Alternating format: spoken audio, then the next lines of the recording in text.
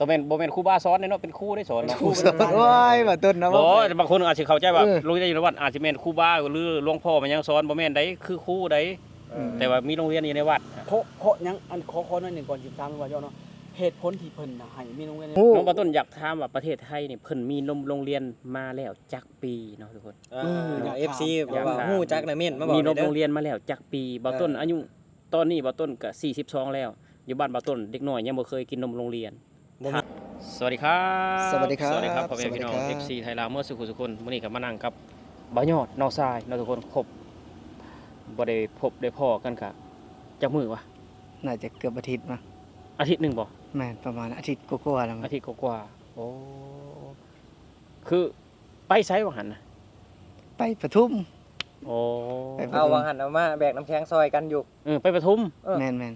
คือว่าจมบ่อยากเศร้าเมียมาเลย มาแล้วมาแล้ว มีมา สุพรหน้าใสเนาะหน้าใสลูกก็มานำ ลูกก็มานะ เฮ็ดงานอยู่ปทุมบ่ตอนนี้นะ แม่น โอ้สดใสขึ้นเนาะเพิ่น คือ เนาะ คือตอนนี้นี่ เออ จะ ใส่ด้ จะไป ตะกี้ซุ้มเสาได้ รับแม่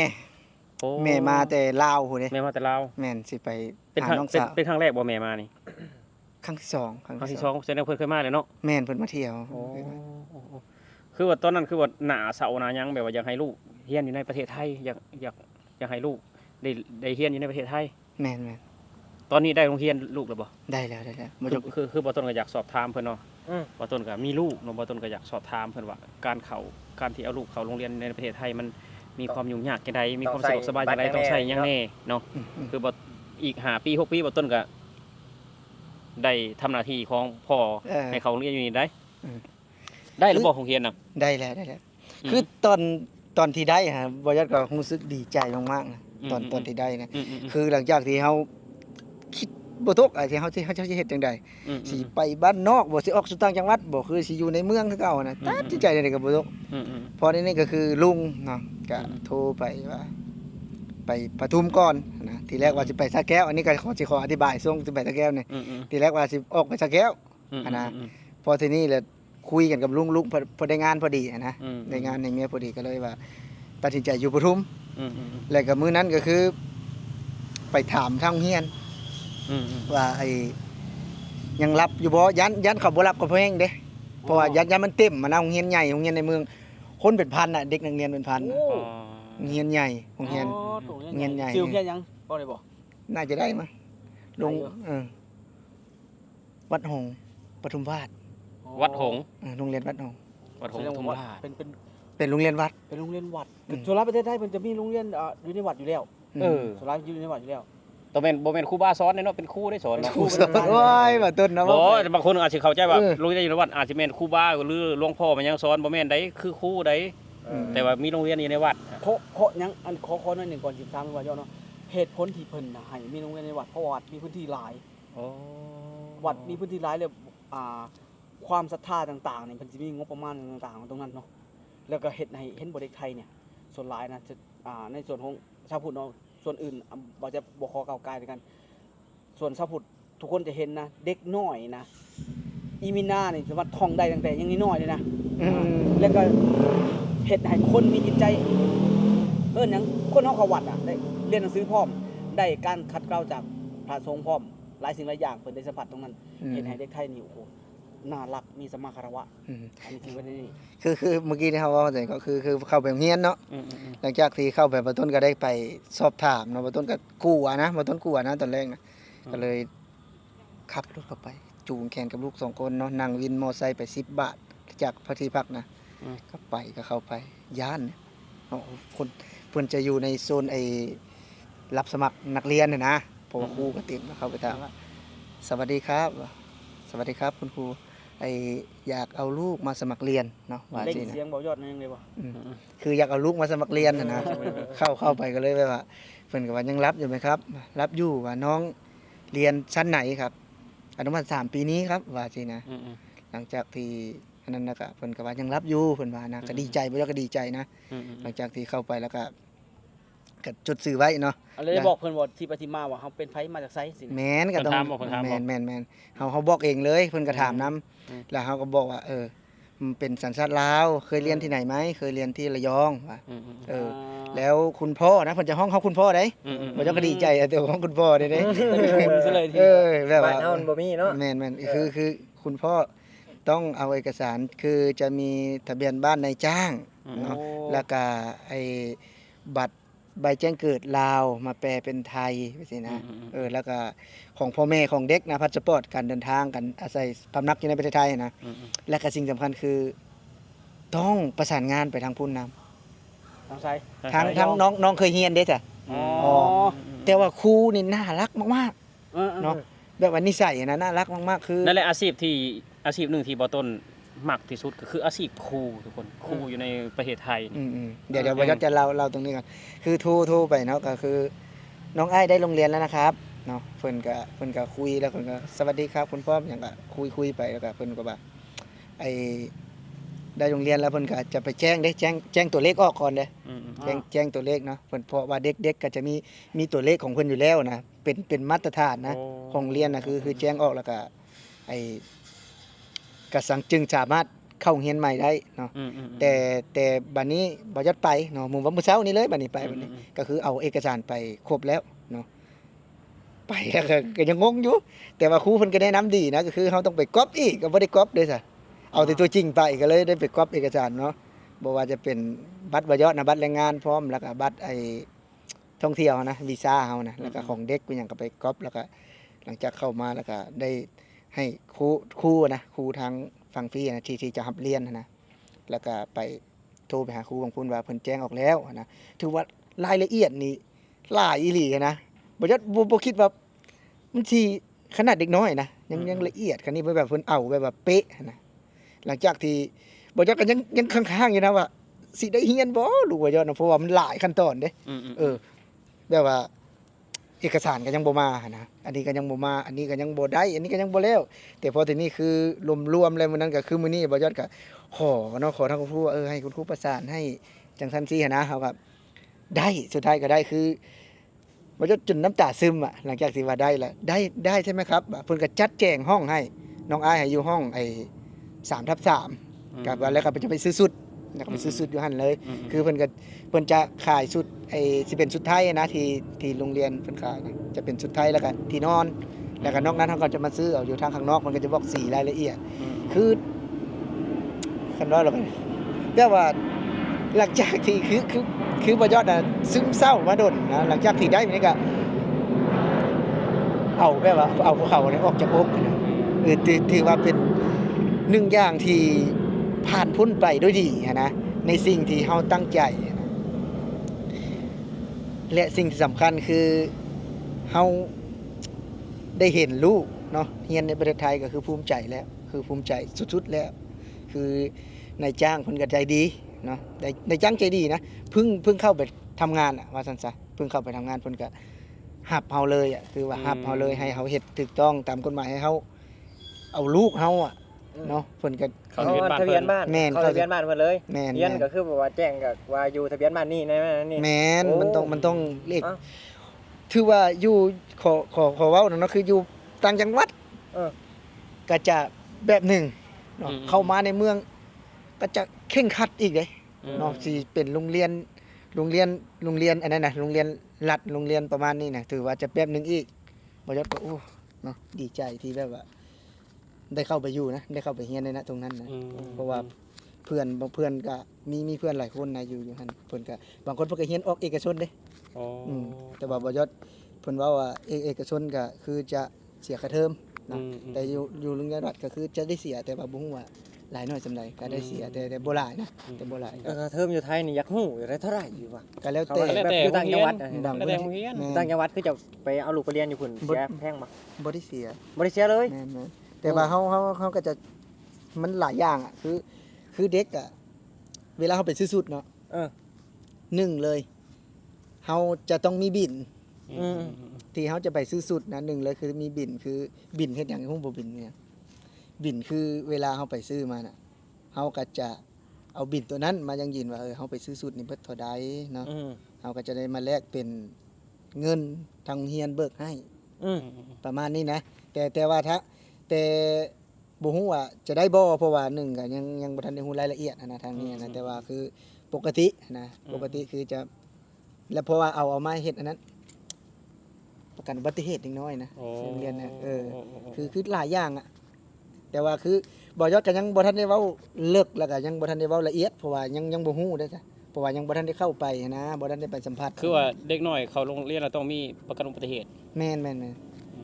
ๆปกติคือมีอยู่แล้วปกตินะทุกโรงเรียนน่ะต้องมีอยู่แล้วประกันอุบัติเหตุน่ะ อืม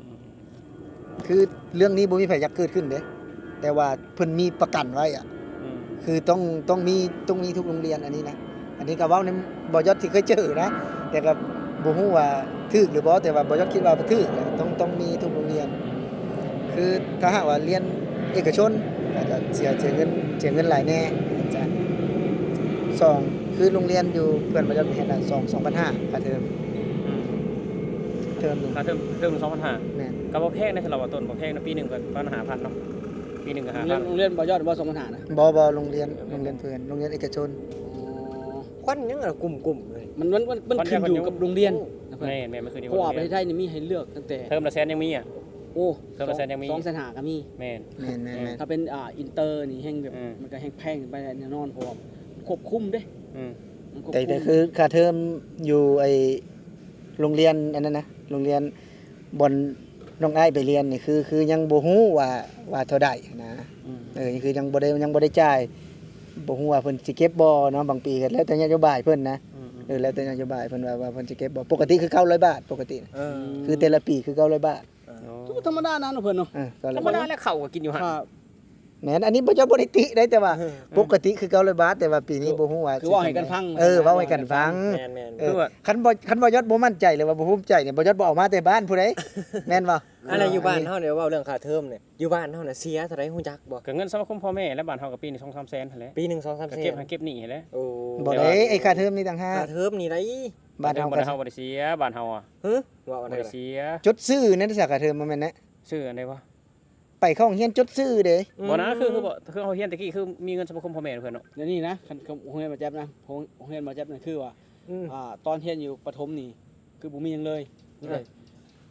ปึ้มมันยังกับเพิ่นสิอันเฮาปึ้มเขียนเด้คันว่าไอ้พวกปึ้มอ่านปึ้มที่เป็นตำราน่ะเพิ่นสิแจกให้ ส่วนว่าพอฮอดเฮาฮอดห้องม .1 แล้ว คือเป็นทางโรงเรียนนะบ่ได้แม่นว่า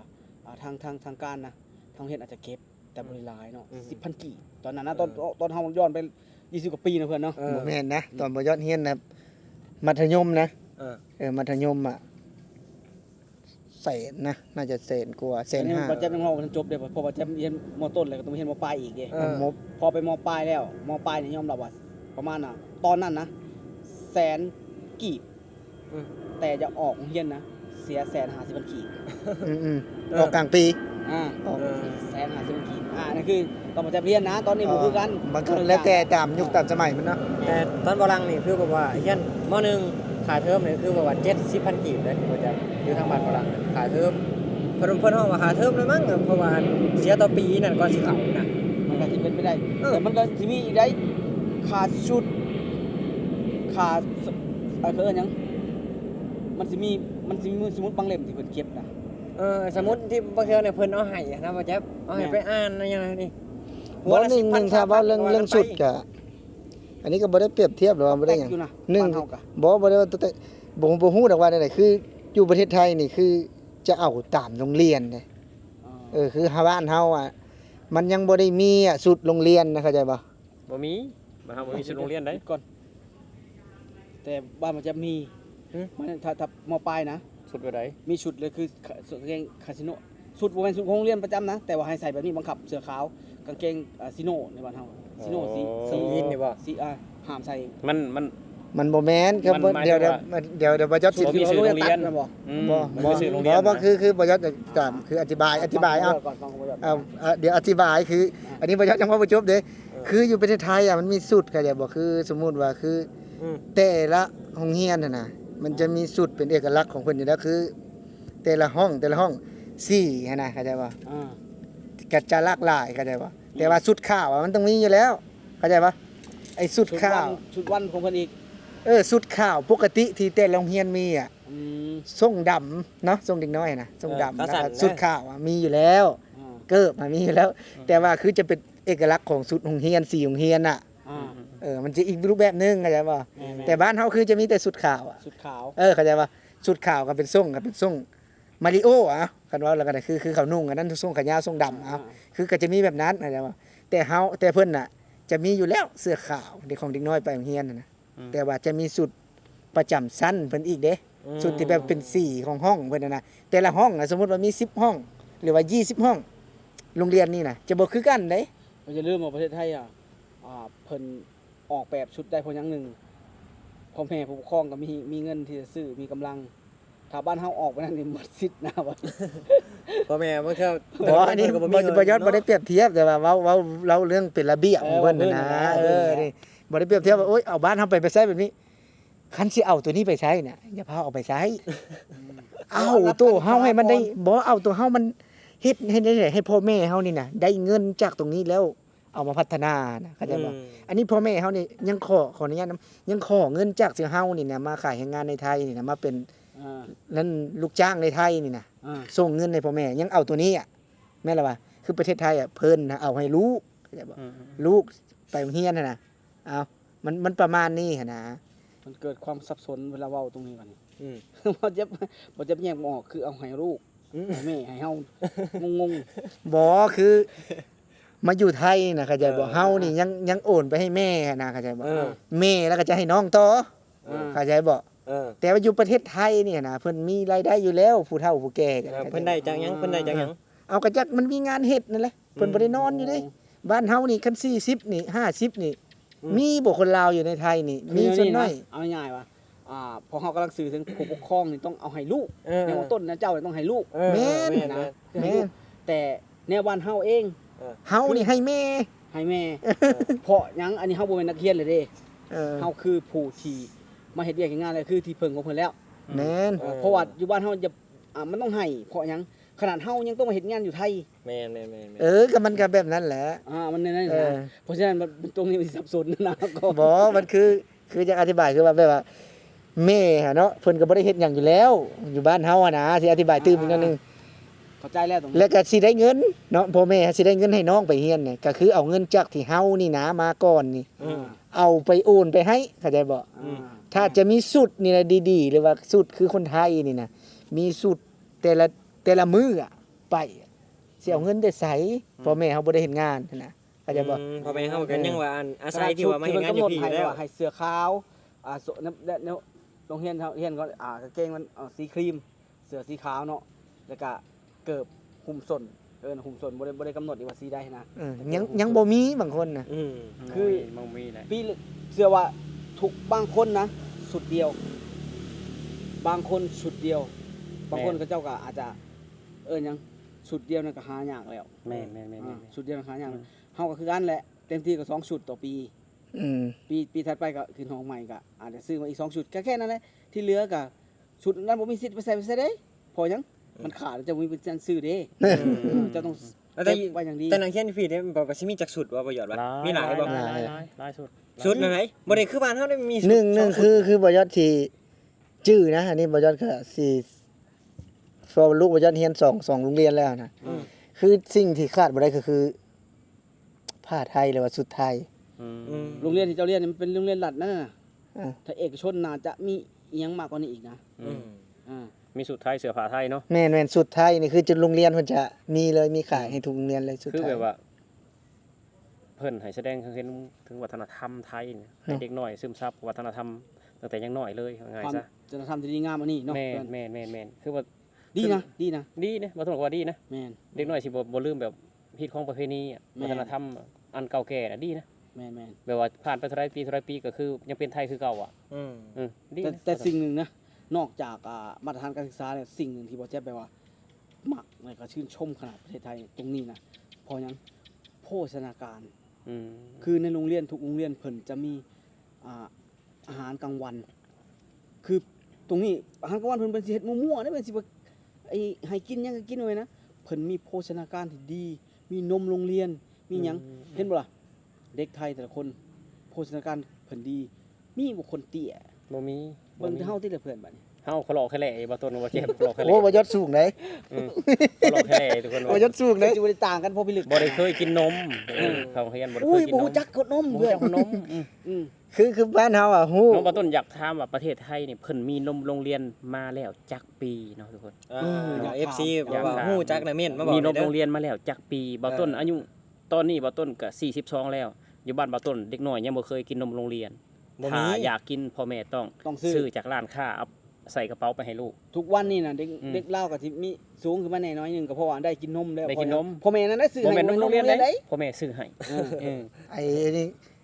บ่นมโรงเรียนอ่ะคนไทยอ่ะเขาจะว่าเพิ่นจะเฮ็ดให้เฉพาะโรงเรียนเด้ อืม ถ้าหากว่าเอามาแบบนี้นี่โดนนะ อืม จะโดน จะ นะ ไปขายทุกที่บ่ได้เด้ ขายไม่ได้นะเขาจะ เพราะ บอก ว่าเป็นโภชนาการ บ้านเฮาบ่ได้กินนมโรงเรียนลูกพี่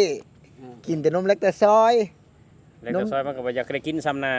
เว้าพื้นสิได้กินเขาจะบอก อืม นมโรงเรียนไม่มีสิทธิ์ได้กินถ้า ถ้า ไม่ ย้อนยุคไปยุคเฮาหันบ่มีสิทธิ์ บ่มี รู้จักนม บ่มี ฮู้จักนมซ้ำนมยังบ่มีซ้ำสิ อืม บ่าวต้นกับบ่าวแจ๊บเนี่ยจะไม่รู้จักคำว่านมเลยเอาจริง นมเล็กแต่ซอยมีบ่เลย บ่มี เนาะ บอก ยัง เล บ่ ย มี ยังบ่ได้ผลิตซ้ำ ยังบ่เห็น ถ้าย้อนไปยุคนั้นคือเพราะฉะนั้นแล้วโอเคแล้วก็คนอาจจะมองว่ากรรมพันธุ์ก็ส่วนหนึ่งนะ แม่นๆ แต่บ่จะเคยเห็นคนไทยนะพ่อแม่ย่างคู่กันนี่ซ้ำนี่ลูก ๆเบิ่งเฒ่าแก่เฮากว่าเฒ่าแก่เฮาก็ซ้ำเฮานี่ลูก13ปีแม่72เลย อ่า เออ เพราะฉะนั้นโภชนาการเพิ่นดี บ่ต้นเห็นบ่น้องทรายบ่ย้อนท่านเห็นบ่ เห็นแล้ว ให้เห็นบ่นี่เนี่ยพ่อแม่เดียวกันน่ะน้องบ่ย้อนกะเตี้ยนะนั่นแหละน้องผู้หญิงกับกะเตี้ยแต่ว่ารุ่นหลังเนี่ยมันจะมีนมมีหยังให้กินแน่นะมีเงินซื้อนะสู้ นั่นแห บ่ ละ ยอดนี่เพียงเนี่ยบ่ยอดเพียงนี่เพิ่นน่ะ นั่นแหละ คืออายุเพียง18 ปีอะ เพราะฉะนั้นแปลว่าโภชนาการมันสำคัญต่อการเกิดหยังการเรียนรู้พร้อมเด้ เพราะว่า IQ ต่างๆมันยังก็ต้องให้สมบูรณ์ในเรื่องของ แม่น โภชนาการนี่ แม่น บ้านเฮานี่ยุคนี้ยังบ่ได้ว่าสมบูรณ์นะ แต่ว่าด้วยความที่พ่อแม่เนี่ยพอมาเฮ็ดงานอยู่ไทยบ้างบางคนก็ไปต่างประเทศบ้างบางคนก็หาเงินก็ได้ให้ลูกกินแหน่ก็ดีขึ้นแหน่ ดีขึ้นว่าซั่นซะ ยุ นะ คบ่แจ้งบ่ต้นนี่คือว่าแล่นแคลนอัตคัดสับสนที่สุดแหละขัดสนที่สุดแหละบอกเลย อ่ะเนาะทุกคนคลิปนี้ก็มายาวพอสมควรเนาะ พอสมควร มายาวพอสมควรหลังจากที่บ่ต้นอยากสอบถามเนาะแบบว่า คนที่ส่งลูกเรียนอยู่ในประเทศไทยก่อนเนาะบ่ต้นก็อีก5ปีพุ่นแหละทุกคนอีก4ปี เป็นพ่อเต็มตัวเลย บ่ ส่ ต้ ง น ลูก คือบ่ต้นอยากได้ความรู้ทุกคนอยากได้ความรู้อยากศึกษาไว้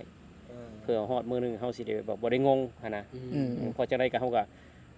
ความหวังของเฮาก็คืออยากให้ลูกอยู่ในเรียนอยู่ในประเทศไทยอยู่แล้วเนาะอยากให้ศึกษาอยู่ในโรงเรียนไทย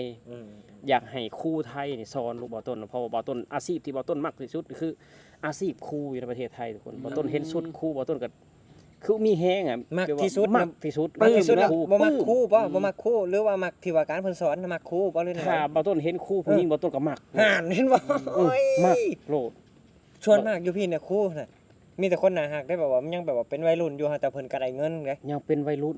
ยังเป็นหนุ่มยังเป็นสาว แม่นๆๆ เพราะฉะนั้นบ่ต้นเว้ากับเฒ่าแก่บ่ต้นเลยบ่ต้นมักที่สุดคืออาชีพครูอะ อาชีพอื่นก็มักอยู่ ครูคือแม่พิมพ์ของชา แม่ ติไทยเว้าได้เต็มปากเลยเพราะว่า อาชีพกาดบ่รปภบ่อาชีพอย่างอื่นบ่ต้นก็มักหมดแต่ว่าคือมักที่สุดก็คือครูแหละ พิเศษใช่ไหมเพื่อนพิ แม่ เศ น ษ พิเศษแม่นพิเศษ ใส่ไข่ดาวเนาะคันกินข้าวก็ได้ มักเห็นนี่เห็นครูเขาเซเว่นนี่บ่ต้นก็แนมโลด โอ้ยคนหน้าหักเนาะ บ่ต้นมักอาชีพครูเพราะฉะนั้นแล้วบ่ต้นก็อยากให้ครูไทยนี่สอนลูกบ่ต้นเนาะทุกคนเนาะได้ให้ศึกษาเนาะสำหรับที่นี่ทุกคนบ่ต้นบ่ยอดบ่แจ๊บบ่หลัง ครับผม ขอลาพี่ลาน้องไปแล้วทุกคนดึกดื่นแล้วทุกคนตื่นกับเหตุงานคือเก่าสู่งานคือเก่าเนาะ ครับ สำหรับที่นี่บ่ต้นขอกล่าวคำว่าสวัสดี สวัสดีครับผม สวัสดีครับ สวัสดีครับ